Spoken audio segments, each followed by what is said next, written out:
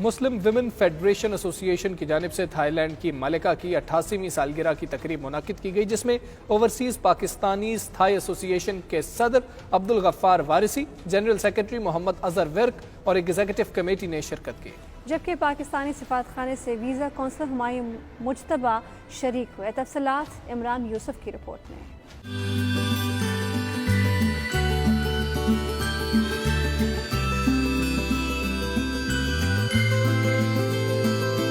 تقریب کا آغاز تلاوت کلام پاک سے ہوا۔ تقریب میں قومی ترانہ بجایا گیا اور تھائی لینڈ کی ملکہ کو خراج تحسین پیش کیا گیا۔ موم لوانگ پناڈا نے بطور مہمان خصوصی سالگرہ کی تقریب میں شرکت کی۔ تقریب کے دوران تھائی لینڈ کے مختلف شہروں سے آئی ہوئی مسلم وومن فیڈریشن کی خواتین کو ان کی خدمات کے اعتراف کے طور پر اسناد تقسیم کی گئیں۔ تقریب کے مہمان خصوصی اور انتظامیہ نے عبدالغفار وارثی اور ہمایوں مجتبیٰ کی شرکت کو خوب سراہا اور نیک خواہشات کا اظہار کیا۔ تقریب کے اختتام پر ملکہ کی صحت اور ملک کی خوشحالی و ترقی کے لیے خصوصی دعائیں کی گئیں۔